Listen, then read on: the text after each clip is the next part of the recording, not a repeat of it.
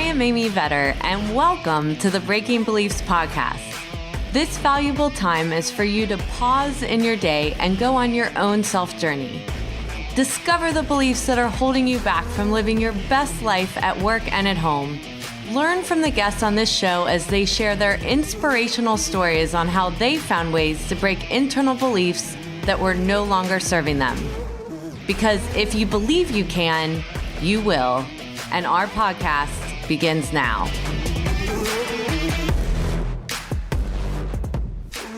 Welcome to this episode of Breaking Beliefs, where I interviewed Ford Saeks. He is the president and CEO of Prime Concepts Group, Inc.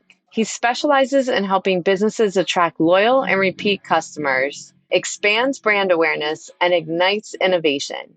He has founded over 10 companies, authored 5 books, awarded 3 U.S. patents, and received numerous industry awards. His expertise extends to AI prompting engineering, where he trains AI to craft compelling content that drives engagement and results. Learn more about Ford at ProfitRichResults.com. During this interview, we discuss his journey from starting out in foster care to eventually being a serial entrepreneur and coach. We uncovered the belief systems that he no longer finds serves him in the present that he was holding on from the past. If you find that the stories in this interview were helpful to you, please share them with your colleagues and friends. I think you're going to have great understanding of not only Ford, but be able to tap into yourself as well when you listen to his story. Also, do me a favor, subscribe to this podcast and follow when you're on Apple Podcasts or Spotify so that you get the latest podcast episodes sent to you and you don't miss one.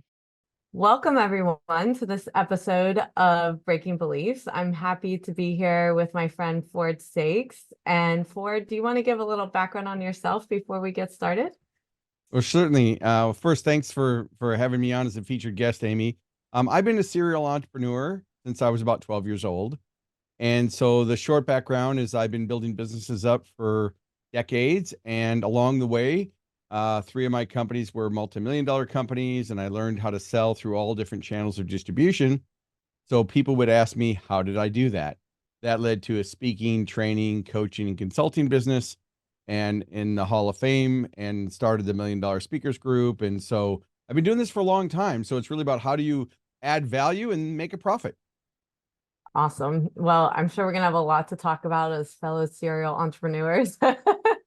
So to get started, would love to just hear where you grew up, what your parents did for a living, if you had siblings, just so we can get a little bit of background. Okay. Well, the background is I grew up in foster care and detention centers and ran around on the street. So I wasn't exactly the model child growing up. I moved out when I was 7 years old. At 12, I was paying $17 a month for government housing, living in the projects of North Minneapolis.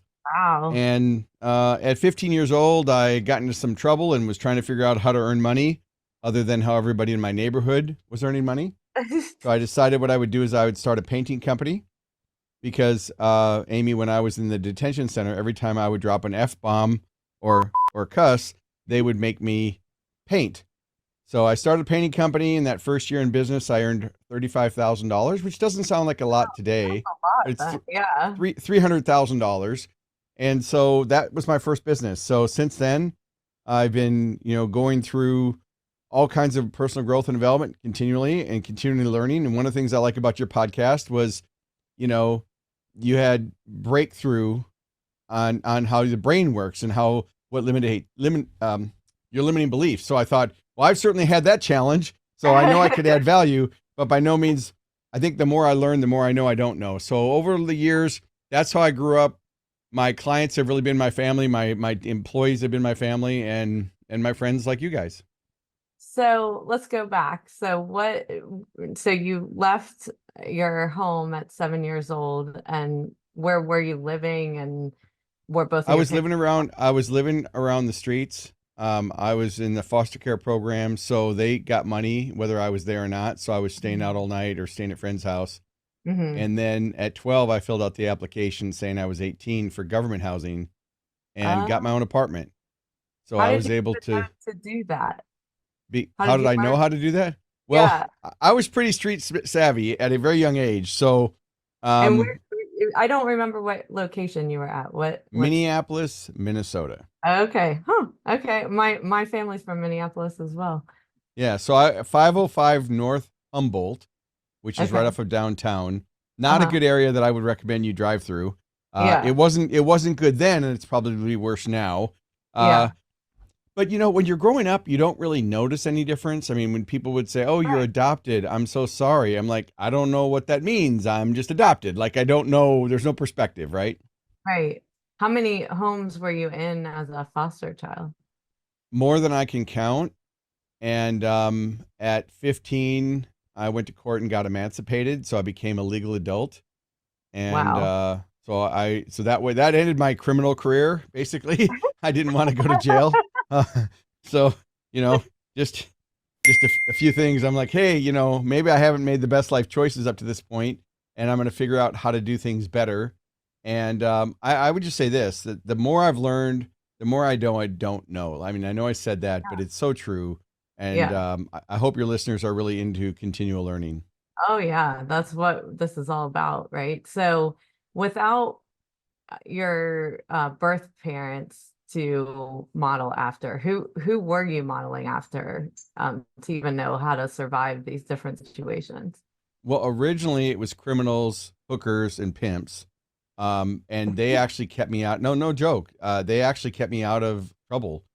They took care of the kids in the neighborhood. We weren't allowed to do drugs. They would have killed us. And when you got, friends around you saying they're going to kill you that would kill you, you don't do it. So I Right. got scared straight at a very young age. I never got into drugs. I never, went down that road. Right. And then when I started my first business, people always thought my parents owned the company, but it was just me. So I learned by hiring people that were older than me. My first painting business, I had three crews working for me. Their averages age were 40 years old and above, and they taught Wow. me. So I Uh-huh. would pay them 60% of the job. I would go out and sell the job, and they would tell me, here's how much you should charge, and here's how you should do it. And they're the ones that taught me, but they didn't want to do the selling because painters like to do two things. They like to paint and drink. And so Yeah. as long as I was keeping the jobs full and I didn't have any problem, selling the job, so I Right. would sell the job and then they would teach me. So they taught me construction and painting and later on I learned about finances and chart of accounts and learned about balance sheets and income statements and ratios. And I was on the work program all through high school, which means I filled out my own report card.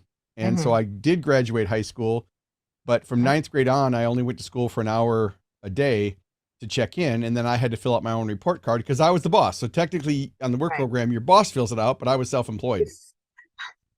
So, did you ever want to be like the other kid? I mean, did that when you were going into high school each day and saw them in school, not having all the stress and concerns you had, like, did you ever feel like that was a life you wanted, or this was the life you had and you were happy where you were? I think I had a big chip on my shoulder for not having the things that I think other kids have. And I'm probably, I'm 62 years old now, and I'm sure that I've carried that chip right into my whole career. I've certainly, mellowed out in the last couple decades, but I think that yeah, that was probably a big part of my growth is, letting go of the negativity. And I think where I learned it was I became fascinated with positive growth. My first memory of something positive was Earl Nightingale's cassette. For you millennials, you'll have to Google what a cassette and a Sony Walkman was. But I had a cassette program and a Sony Walkman, and I had a cassette called The Strangest Secret by Earl Nightingale. And that was the Okay. first time that I'd ever gotten anything positive. And so then I'm like, oh, there's Where'd you get the cassette from? the one of the guards in Hennepin County Detention Center gave me the Okay. cassette, Okay. and that was the first time where an adult had ever really given me a good guidance as opposed to, hey kid, you're going to die before you're 25. So Right. that's what really did it. That's when I started my first business, and after that I sought out mentors. I read a lot of books, but I was a slow reader. I had to back skip every other paragraph, and it was Right. hard to get through because I didn't have the college, I didn't have high school or college to really study or learn those things. Right. But out of sheer desire and persistence, I was able to overcome some of those shortcomings and then do things that, looking back when I tell my story, people are like, how did you do that? How did you? And I'm like, I didn't have a choice. It's, Well, and I think you that's true. hunt what you kill. Yeah. Like, you don't know another life until you have perspective that there is another life. In that cassette tape that the guard gave to you, was there something that he said or that you heard that? Yeah, so for those of you that have never heard Earl Nightingale, I'm sure you could go to YouTube and type in "The Strangest Secret," and which actually was referencing someone else, but just like a lot of speakers. But Right. what I learned was it was really about your belief systems and that your past doesn't dictate your future. Mm-hmm. That just because you've had things in your life, that it was a choice. Now, since Mm-hmm. that time, I've had the opportunity to work with, team members from Tony Robbins, and a good friend of mine is W. Mitchell. And W. Mitchell, if for those of you who don't know, was in multiple plane crashes and he's been burned 80% over his body. He's in a wheelchair. And we became good friends. And one of the things that I learned from Mitchell, which of course, he's been through way more traumatic things than I've ever done, was it's not what happens to you, it's what you do about it that happens. Now, there's a lot of speakers who say that, but it really came from W. Mitchell. You can Mm-hmm. go to wmitchellspeaks.com and check him out.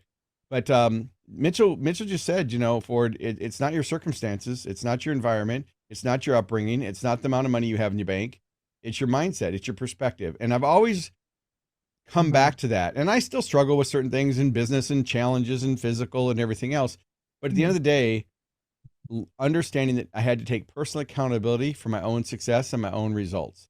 Mm-hmm. Now, am I still struggling with certain things? Yeah, I'm overweight. I'm probably 70, 80 pounds overweight. I went to the Olympic Training Center as a speed skater in 1984 and 87. So I was an Olympic caliber athlete. I was a pro cyclist. I know what it is to train. Now, the problem is back then I could eat anything I wanted because I was training 40 hours a week. Right. When I started my sporting goods company, I stopped training and went from 168 to 268. So, I understand I control the fork. I understand that it's up to me. Now, Right. as I'm older now at 62, that's a belief system that I've hired coaches for, and I've hired programs, and I've been in Noom and a bunch of other tools. But at the end of the day, at 8:30, when I've been working all day and been on Zoom calls and podcasts or TV, oh, I'm just going to go eat, and I'm going to go eat the first thing that's in the refrigerator and not take the time to really hook. I do have pretty good choices because I'm, conscious of it. But at the end of the day, if I want to lose the weight, it's the mindset piece first, I think. Yeah. So I want to go back a little. When you talked about, because I actually talked to it was a long time ago, but a colleague that was on the streets and joined a gang because that became his family, like the way you were Yeah, talking that's about. what I was in one. I just don't usually say that. But the Yeah, gangs I were in back there, we were just punks. They're not the gangs like today. I mean, yeah, when yeah, you yeah, think of a gang of today, it's much more rough than what I was in. I was yeah, just in a group of people. We called ourselves a gang, but it wasn't that bad. yeah. So it was a way like to create your family around you, or you, like you said, the protection. So what's interesting to me is when you started the painting business, when you said I gave 60% to the painter, because a lot of street thought would be like keep everything, afraid to give up that much. So what was the mindset where you knew that that was the right thing to do in order to motivate those people? Well, I always had pretty good instinct, just being street smart anyway. I Mm-hmm. understood that I wouldn't say a chameleon, and certainly not trying to say manipulative, but I understood motivations and I understood why Mm-hmm. people did certain things. And so, when I started the painting company, I knew I wasn't going to be experienced enough to get the job done.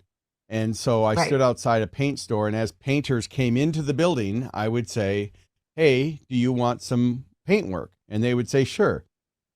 Well, they told me what to quote, and I knew how much money I needed to make. And so as long as my income was covered, I paid them because they were the ones who were responsible. And I just Right. knew that if I paid them more, they would do the work. And so that's how I had 3 crews, 3 trucks working for me. And literally the average age of my employees was 40. I was 15. They didn't care. They got Yeah. paid. Now, of Uh-huh. course, I didn't pay taxes on a lot of things. I didn't have Yeah. insurance. I didn't have liability. I mean, this is All the things. 1976. I didn't know what the hell I was doing. Obviously, full disclosure, I've certainly changed my business practices over the decades. But when you're first starting out, you don't know what you don't know, and I think that my persistence made me trial and error, and I think that's what made me a great marketer years later.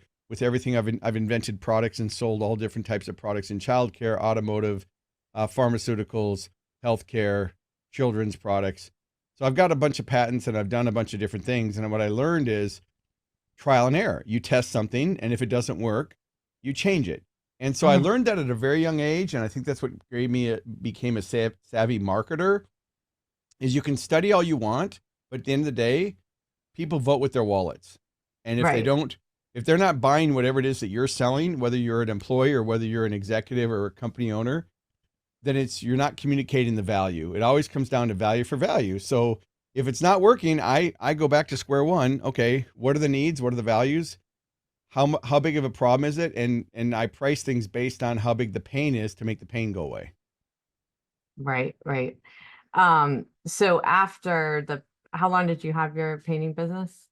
I had the painting company for about, let's see, I started at 15 and ended it at 21, and then And why and did you then end? I got bored with it, frankly. I just Mhm. looked at my future and said, I don't think I want to do this the rest of my life.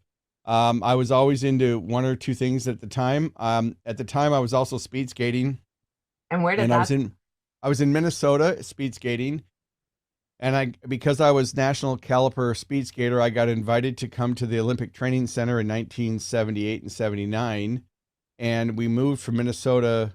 I moved with my friend from Minnesota south. We hit Kansas City, and we were supposed to turn right and go to Colorado Springs. And my friend I was with said, "Hey, we don't have to be there for 3 more weeks. I know a girl in Wichita, Kansas." I'm like, "Okay, does she have a friend?" I mean, I'm 18 years old. So we went to Wichita. They boycotted the 80 Olympics. I ran out of money and I stayed. So this isn't where I live now. Is not what I would have picked on the map and said, "Okay, that's where I'm going to live." Okay. And then that started another chapter of my life, and I started a couple other businesses and just stayed. And every time I got homesick for Minnesota, because that's where my friends were, I was kind of glad I got separated from the project, got away from that to see, Yeah. because no one knew who I was. I could start fresh. And, I started a couple other companies, and those started to be successful. And then I just stayed here. So when did you get perspective that your life had been different?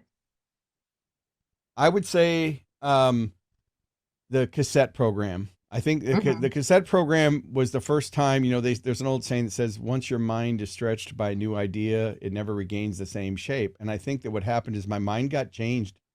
And I realized that my education or lack of money wasn't determining factors of my success, and that I could Hmm. still be successful doing other things. And, keep in mind, when that first year in business, when I made 35,000, what happens to a kid from the projects? You give 35,000, they spend 36. Like, I had no idea of managing money. I was just making money and spending it as Right. faster than I made it.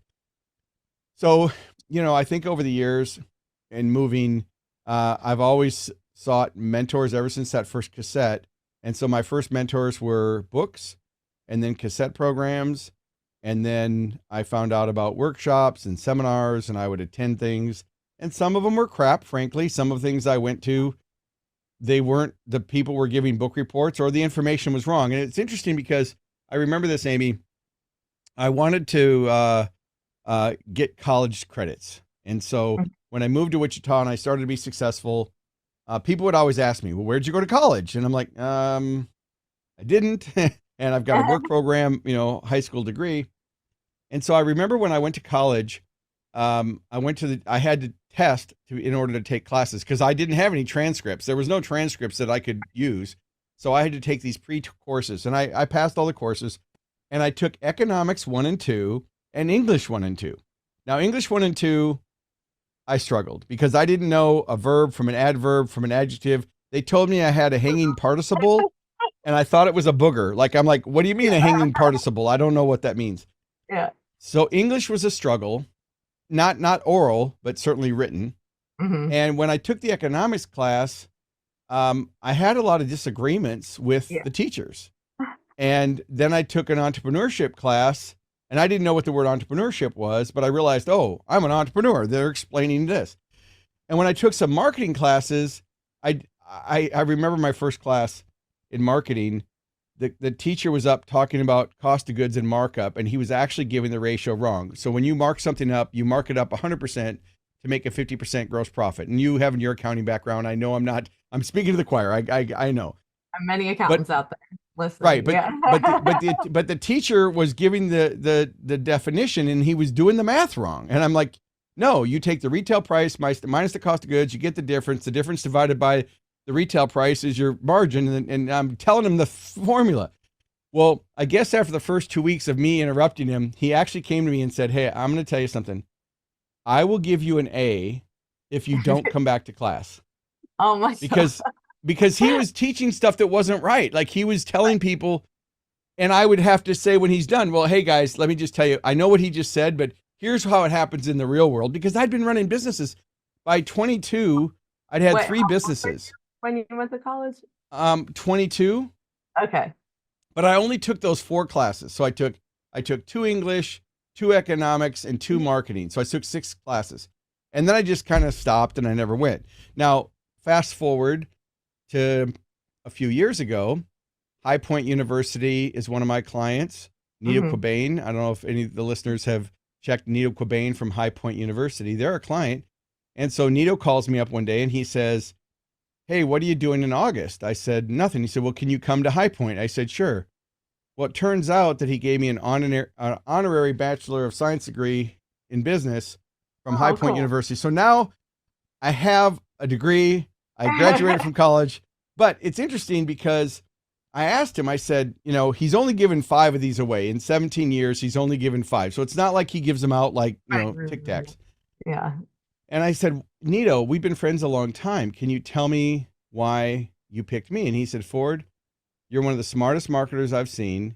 And I'm tired of you from stage telling people you have a 9th grade education. Now you can't say that Mm. anymore. Now you need to say you're a graduate of High Point University. And, Yeah. so technically, no, I have a degree from High Point University." So, did that bother you that you didn't have that education? Was it something that you It only thought? bothered me when other people judged me for not having it. Mm. But my actions always speak louder than the accolades. So, Mhm. and over the years, I've hired a lot of college degree employees. I've had, over 600 employees, and I hired a lot of people that had a degree that couldn't put a paragraph together. And I'm like, how do they graduate college without knowing basic English skills or basic math skills? I don't want to get any, we're not talking political for those of you watching. This is for educational and informational purposes only. If you agree with the podcast, thank Amy. If you disagree, you can come bitch at me. Whoops, sorry. You can come complain to me. So I want to go the speed skating. Where did that come from?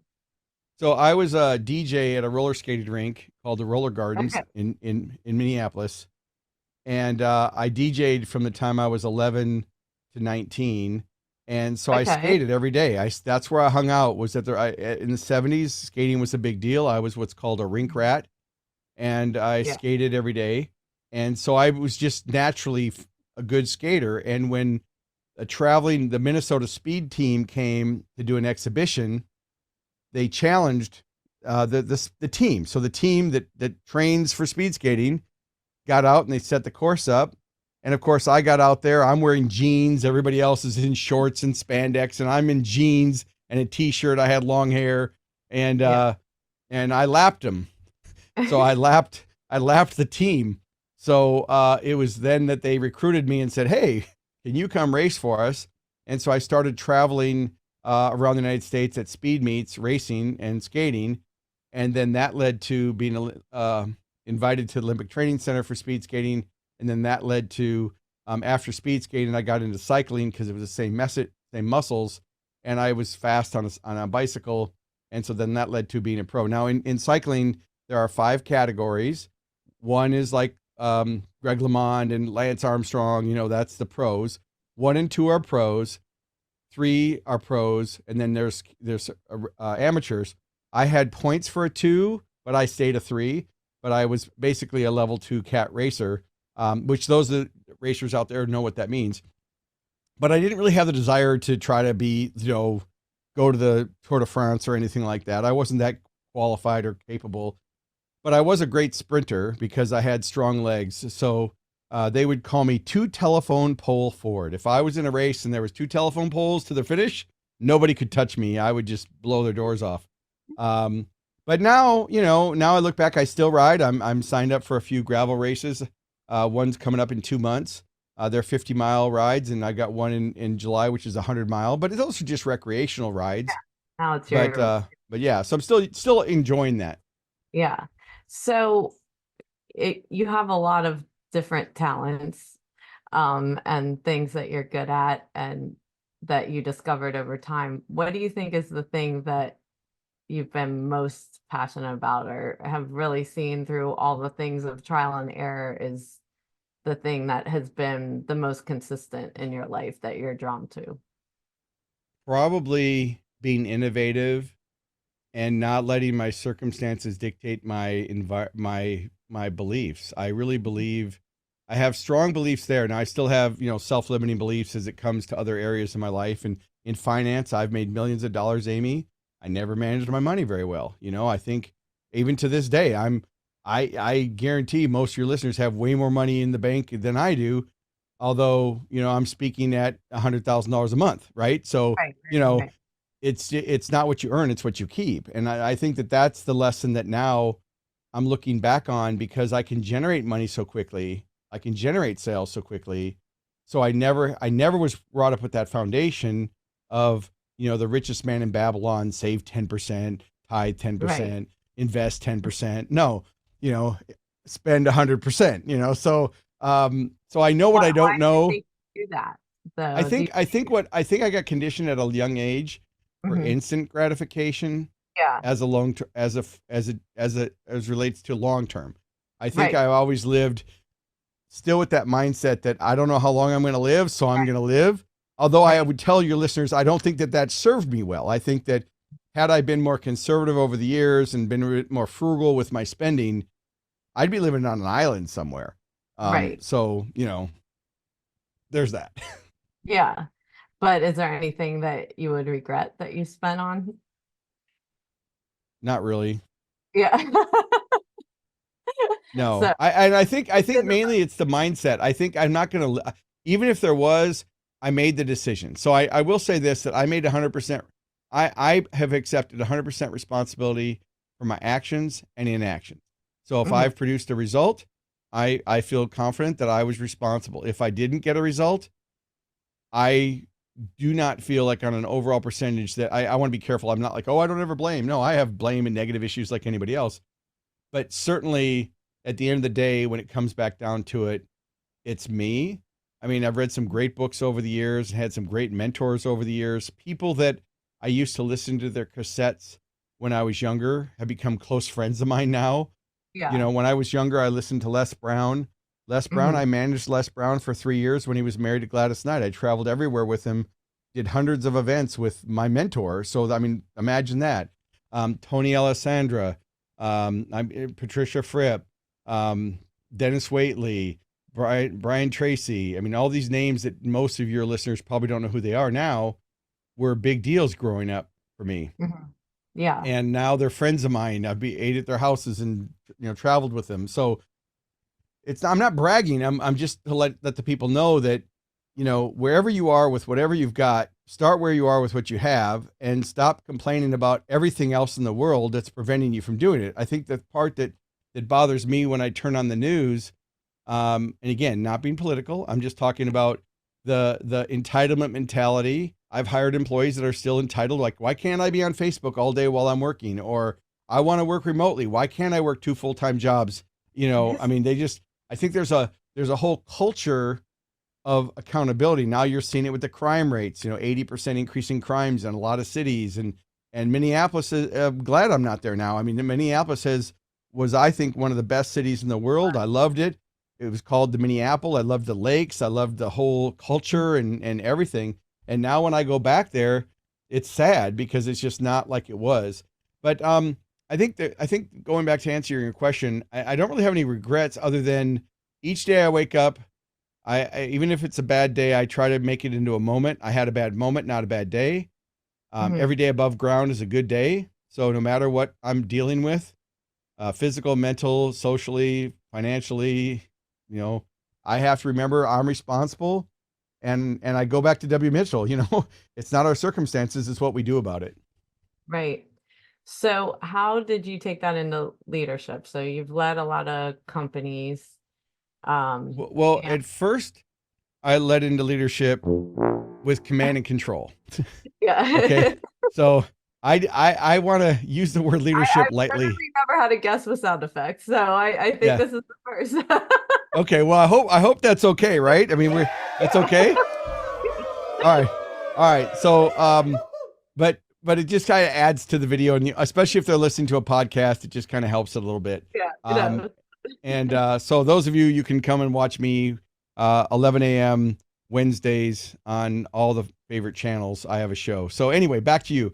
I think the key, if I remember the question now that I had a brain fart, about leadership. yeah. So I think that over the years, I used to think that my style was the only way. And because I was a critical thinker and a self-starter, I thought that everybody was critical thinkers and self-starters. And so the mistakes I made in leadership, and now I speak on leadership, but I use myself as the poster child of what not to do. So I think the lessons I learned on leadership were self-taught from spending my own money or losing my own money, 7 and 8 figure types of companies. So I learned a lot. And what I learned was situational leadership is really important, applying a certain situation to leadership as opposed to the type of person. I also learned, for me, which is delegating without details equals a disaster. And I think that if there's one mistake I still make, it's that. I have a team, I'll delegate, I'll have them on a call. Hey, everybody, here's what we're going to do. Does everybody have any questions? No. No one has any questions. Then all of a sudden we're headed north and they were headed east looking for a sunset, right? I mean, it's just a whole different outcome. And I think what I've learned over the time is communication really is a two-way street, setting clear expectations, knowing who's responsible and accountable and who needs to be communicated and informed, which is the RACI method, and really looking at leadership as an ongoing thing. Leadership to me is setting the vision. Management is making sure it gets done. So I do believe I've been a great leader, but I failed when I tried to do the leadership and the accountability piece, because for those of you that have ever read Traction by Gino Wickman, he talks about visionaries and integrators. Well, I'm a visionary, 100%. Like I know I can be on any call, any stage, I'm good. Yeah. And I can strategically, I know how to do it. But do I want to sit and do that step every day? Probably not. The consistency and the discipline. And I think that that's the piece that if there was a part where I said, hey, Ford, what could you do better? The consistency and the discipline of following through would be the key. Yeah. So what beliefs do you think that you've had to let go of? Well, I don't know how long your show is, but I think the biggest belief is just not being a victim, not blaming the fact that I didn't have parents or didn't have guides or didn't have this, or just taking that personal accountability along the way. One of the books that really helped me when I was going through a hard time was Eckhart Tolle's The Power of Now, which is not a self-help, or it's not a business book for those of you listening. So you don't have to run out and get it. But and it's a really hard audio to listen to. If you want to go to sleep at night, just put that on and you'll be asleep. It's a cure for insomnia for sure. If you can't sleep, just put that cassette on or that CD, or excuse me, listen to that listen to that on Spotify. But I think the power of now, and I think that all of our stress, really, what I learned from that book was that all of our stress comes from worrying about tomorrow or regretting yesterday. And I think that the real takeaway is whenever I find myself stressed, I step back and say, what am I focused on? Am I worrying about something in the future, or am I regretting something in the past? And then that regrounds me and allows me to wipe the smoke away and start going in the right Right. direction. Yeah. It's funny what things stick with you. He did a podcast series with Oprah on that book. And there was a caller that called in that had really was kind of arguing or came in with his arguments of what he didn't agree with. And Eckhart Tolle paused and he said, "This is what I think you need to do. You need to close the book, put it back on a shelf, and come back to it when you're ready." And there's just a lot of things in life like that that, we like argue or things we argue about or hold on to that until you actually are ready to hear it or learn it, it doesn't happen. Yes, my wife's in health and fitness. She runs centerworks.com and a bunch of studios. And, she's very, I know you're heavily into bliss and yoga and, she's in Pilates, which we know are different than yoga, but it's still Yeah. mindfulness, right? One of your whole Yeah. brand is, work-life harmony, right? So how do you create that business bliss and how do you create that work-life bliss? And what happens sometimes is I'll come home and I'll say, hey, I learned this new thing from, maybe what's one of my clients that's in health and fitness or something. And she'll just look at me like, are you kidding me right now? I've been telling you that. So, there's that old story that, Exactly. when the student's ready, the master will appear, so she just gives me one of those Yes. looks like, okay, Skippy, if you think that that's a new revelation, I've been, did you see my whole, book on that topic? So I think that happens to a lot of us. Even podcast listeners or people listening to videos, they're sometimes not ready to hear it. I know that for me, when I speak and train across the nation, I speak at organizations on business growth and innovation and AI and a bunch of things.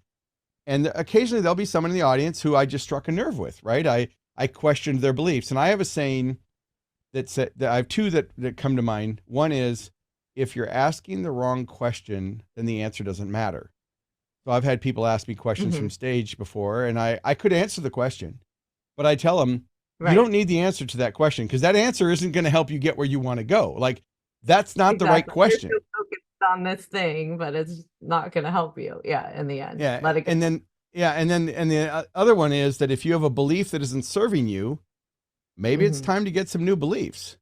And Hmm. so whenever I run up against a belief, whether it's mine or a client, because again, I have high-end coaching clients and strategic partnerships, and I'm on the board of companies. If someone comes to me with a belief, I challenge their belief. I'm a critical thinker. Well, why do you think that way? What evidence do you have that supports that? And it's interesting when you peel back the layers, sometimes they have a belief with no understanding, like no bearing of reality.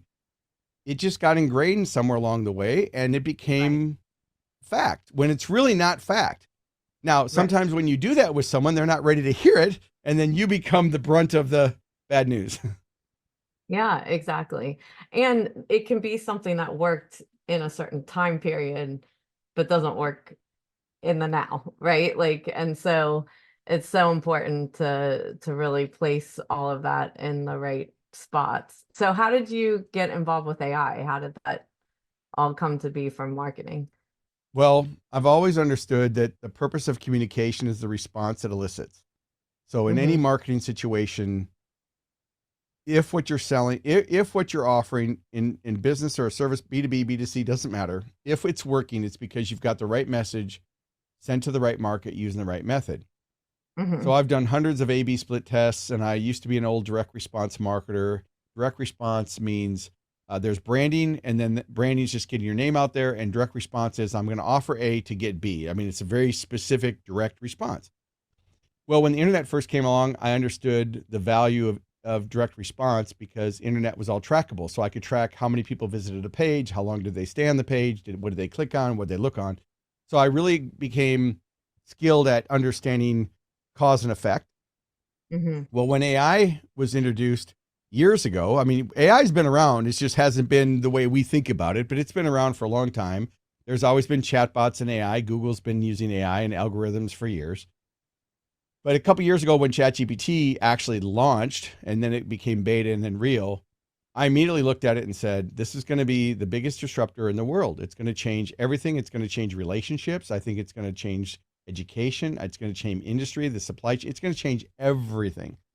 And Mm-hmm. so because I speak on business, I wanted to make sure I was on the forefront because businesses and organizations depend on me to help them give them trends and insights so that they can add more value, solve more problems, and make a bigger impact with their market. So I really understood that. And so I leaned really heavily into AI to learn. I went to a lot of events and I read a lot of blogs and I watched a lot of videos and I practiced it enough to know, okay, here's the innovation. So now I have a popular program called AI Innovations, What You Need to Know Now. I'm actually speaking on that today at 6 o'clock. And this weekend I'll be in Miami speaking to a franchise organization that's come together, 1,500 people, because they want to understand how to use AI. The thing is, everybody's using it, Mm-hmm. but they think they're using it properly. And in most cases, they're either giving away too much information or not using it. So it's still the wild, wild west. Anybody who thinks they're an expert is crazy. I think I'm an expert with the caveat or the asterisk to say, look, it's changing so quickly You have to that we keep don't learning. know what we don't know. Yeah, exactly. Yeah. Well, I mean, your background is fascinating, and I think so many of your stories have so much purpose behind it, and I think a lot of listeners will resonate. I like to end each interview with just some rapid fire questions. Go for it. So I want you to pick a category. So I don't have the buzzer on my side. So family and friends, money, spiritual, or health. You pick. I'm open. You just pick one and I'll answer any question you have. Okay. Well, most people pick family and friends. A lot of people pick health. So money or spiritual, which one do you want to? Let's go spiritual. Let's go. Okay. Let's lean into That's that one. fully what I wouldn't think you would pick. So this is awesome. All right. Right. Things or actions I don't have that I want as far as spirituality. I think taking more mindfulness and gratitude, taking time to just be outside nature and look at Hmm. the world and realize that we're only on this spinning ball for such a short period of time. And that in reality, my email, my outbox, the proposals, all the crap that I think is really important, really isn't. Hmm. So that's how I'd say that. Taking that moment. Things or actions that I do have that I want as far as spirituality. So you I want do take time to meditate every night. I listen to, I either listen to or I future cast in my mind visually how I want the day to go. I do ask myself 6 questions. What did I learn today? Did I make an impact? What could I do better? So I have self reflection, and then I just let it go and I go to sleep. okay. Things or actions I don't have that I don't want. I don't think I have anything I don't have or I don't want. I mean, I think if I don't want it, I don't do it. And I think I pretty much, I'm one of those that I believe I control my own environment. So if I want it, I go get it. And if I don't, I try to stay away from it. Okay. Last one. Things or actions that I do have that I want to let go of. The belief about my past and how I managed money. I think Hmm. it's time to just Let let it. that go and stop carrying that as an anchor. I think that part of me was, well, if I let that go, then I won't be who I am. And this is what makes me motivated. And so I think I have some more work to do in that area. Yeah. And you have so much inner motivation.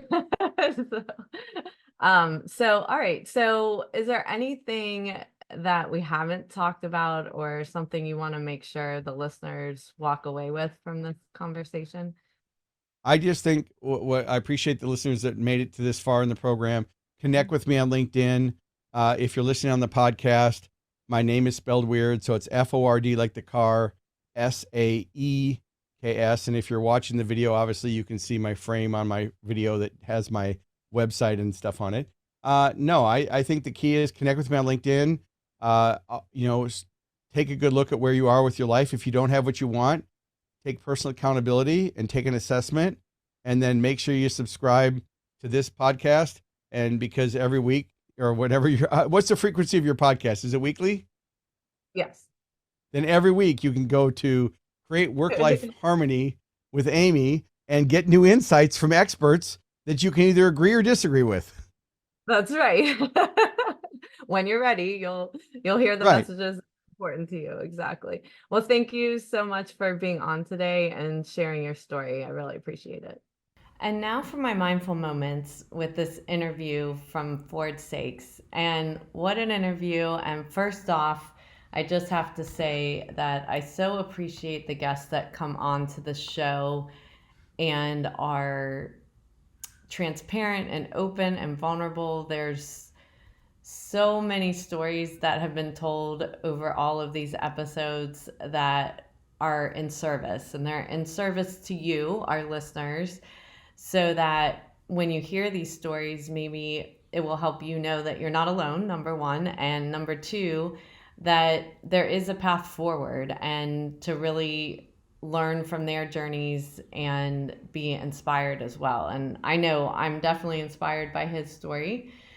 Um, One of the things that really got me about his story that I really want to spend these mindful moments on is I've been thinking a lot about people that make an impact in our lives. And a lot of times we don't even realize who those people are. And it's like a moment of destiny that they crossed your path for a reason. And it was your choice whether you were going to make something of it or not. And but when you did, you may have never seen or heard from that person again. And in his story, Ford definitely had a traumatic childhood experience and went through so much. And when he talked about being in that detention center and that guard giving him the cassette tape, and the one line in the cassette tape saying your past does not define your future being the trigger point that Ford changed his life forever. That guard may never know the impact that he made, nor did he do it for any kind of accolades. He did it because he was in service, that he wanted to help, and he hoped that just that one thing, someone's going to pay attention, someone's going to change their life. Now, his impact on Ford and also his impact from Ford to all the people that he extends out to, whether that be people that work for him, whether that be the keynotes that Ford does, this guard has had an immense multiplier effect of just handing that cassette tape to him and hoping that Ford does something with it. And I just want us to think about and just take this mindful moment to think about who has been that person in your life. And it might have been just this fleeting moment. And there might be little points in time where things have happened and you're like, how did that even happen? What was the destiny that created that to happen for me? And then I never saw that person again. It's like they were just dropped into your life for that moment to send you a message that you're not alone and that there is hope. And if you still know that person, and on a lot of these podcasts in these stories, there's been a teacher or even a neighbor or that was a parent, and maybe not even your parent, that you watched that actually inspired you to do the things that you do. If you still know them today, reach out and let them know that they made an impact. That what was their impact on you, and how did that impact transfer to others as well? Change your life, change your family's life, change people's lives that you don't even know. And I just, in my own life, and I talk about this in my book, Disconnect to Connect, I, did not have, parents that were healthy emotionally and that had the family structure that I had wanted or needed, or I didn't even know better at the time. But as I got older and became a parent, I really had to find who those people were to model myself after, so that I did not continue the generational push of that. And it was my best friend's parents, and I talk about them in my book, that by watching them and the family structure that they created, and the fact that my best friend, we are now 50, still can go to their parents, sit on the couch, know they are loved. Her children know that as well, that her parents are just an extension of her, that they love going to their grandparents' house and just sitting on the couch with them as well. That model for me was so important. And when I wrote that in my book, I made sure that they knew that, of what an impact that they had on me. And that impact transcended to my family and my children, and, hopefully will cut generational patterns. And so I think it's so important to think about who that is in your life, and also letting them know. So those are my mindful moments with this one. I just thought it was really touching, hearing that story, and I wanted to spend some time on it. And for those of you that think that this podcast is something that could help a friend, a colleague, please share this podcast. It is so great to be at this place where we've had over 140 episodes at this point, and all of you that have been following us along the way. We so appreciate it. Make sure that you have subscribed to this podcast. If you're on Apple, make sure that you hit follow so that you get any up-to-date news of things that are happening with the podcast. I so appreciate your support of this and our guests, and I look forward to our next conversation. Thank you for taking the time out of your day to listen to the Breaking Beliefs podcast. I hope you will take a moment to pause before entering back into your day to reflect on this podcast and note 1 to 2 actions you are inspired to do from today's conversation that you could incorporate into your life. To read the full blog and listen back to this episode or any other, you can find them at www.amyvetter.com/Breaking Beliefs podcast and related videos on my YouTube channel. For daily inspiration, follow me on Instagram, Twitter, Facebook, and LinkedIn at Amy Vetter CPA. I hope that you will choose to like this and subscribe to this podcast on iTunes, Spotify, and more, so that you can join us for more inspiration on our next episode.